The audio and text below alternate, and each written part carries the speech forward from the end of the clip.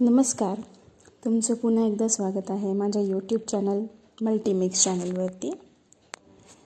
तर इथे समोर सर्व इन्ग्रेडियंट्स तयार ठेवलेले आहे आणि तुम्ही अंदाज लावू शकता की आजचा जो आपला डिश आहे त्याचं नाव आहे बॉईल अंडा करी.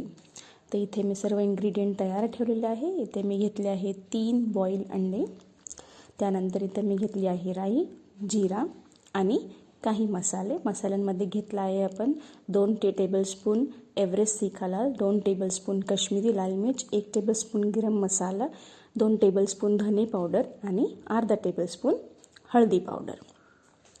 त्यानंतर इथे आपण घेतला आहे 1 वाटी कसुरी मेथी. त्यानंतर इथे 1.5 चमचा अद्रक लसणाची पेस्ट घेतली आहे. त्यानंतर इथे मी एक स्पेशल पेस्ट तयार केली आहे जी तुम्ही कुठल्याही भाजीला बेस म्हणून किंवा घट्ट करण्यासाठी तुम्ही ही पेस्ट आपल्या फ्रीजमध्ये बनवून ठेवू शकता. तर ह्याच्यात मी घेतलं आहे खोबरं, शेंगदाणे, तीळ, खसखस, धने, डाळवं आणि दगडफूल. ते ही सर्व पेस्ट कशी बनवायची, किती काय काय प्रमाण घ्यायचं त्याचा व्हिडिओ मी नक्कीच अपलोड करणार आहे. तर तो व्हिडिओ बघून तुम्ही ही पेस्ट तयार करून फ्रीजमध्ये 1 महिनाभरसुद्धा स्टोअर करू शकता आणि कुठल्याही भाजीला ती पेस्ट यूज करू शकता.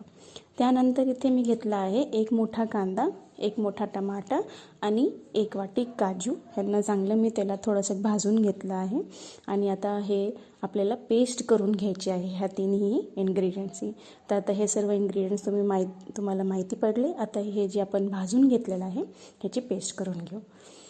तर इथे पेस्ट तयार झाली आहे. जे मी कांदा, टमाटा आणि काजू भाजून घेतले होते तेलामध्ये त्याची आपण एकदम बारीक पेस्ट करून घेतली आहे. तर चला आता फोडणीला तयारी करू.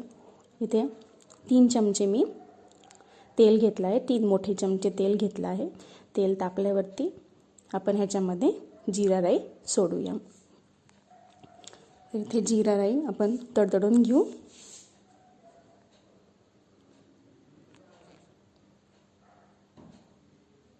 जिरा राई तडतडली की आपण ह्यात मग बाकीचे सर्व काही इन्ग्रेडियंट्स ॲड करू.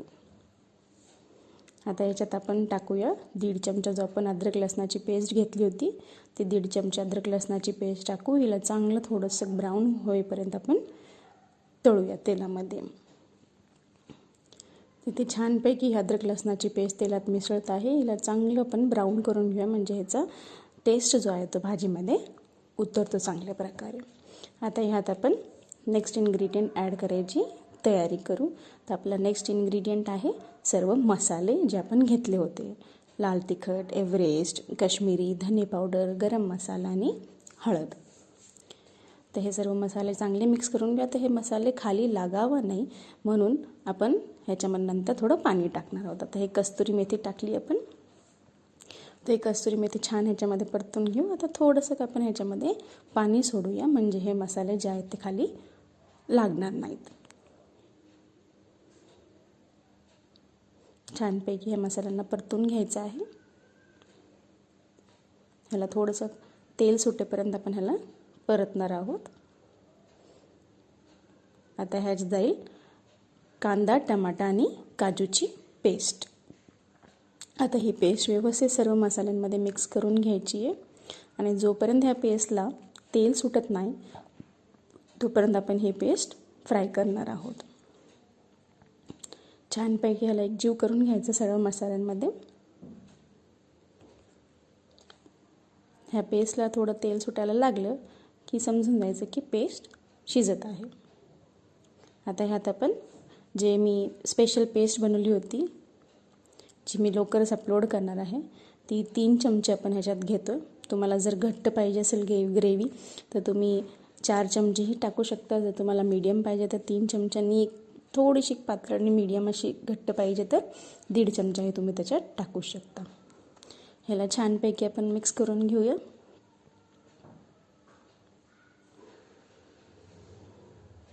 तुम्ही बघू शकता की दोन्हीही पेस्ट एकच जीव व्यवस्थित होत आहेत. ह्याला पण आपण तेल सुटेपर्यंत करून घेऊ. तुम्ही बघू शकता आता इथे किती छान ह्याला तेल सुटलं आहे पण तरी पण अजून आपला हा मसाला पूर्णपणे भाजला गेलेला नाही. तर आता आपण ह्याला अजून तेल सुटेपर्यंत आणखी जास्त तेल सुटेपर्यंत भाजूया. तर इथे बघू शकता तुम्ही छानपैकी ह्याला तेल सुटलं आहे.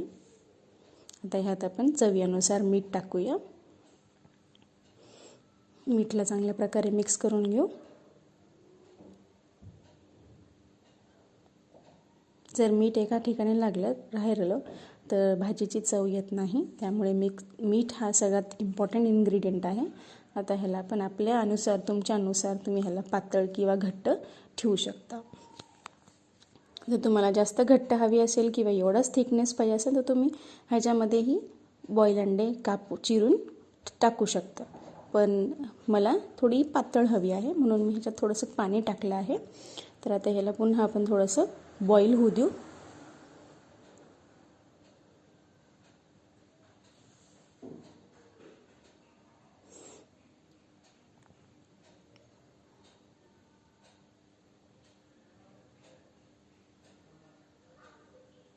आता ह्यात आपण बॉईल केलेले अंडे चिरून 2 खाप करून आपण ह्याच्यात टाकतोय. ह्यांना चांगल्या प्रकारे मिक्स करून घेऊया म्हणजे ह्याच्यात पण सर्व मसाला जाईल आतपर्यंत.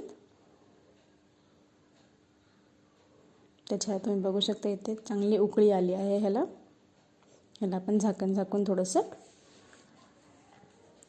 एक उकळी येऊ देऊ.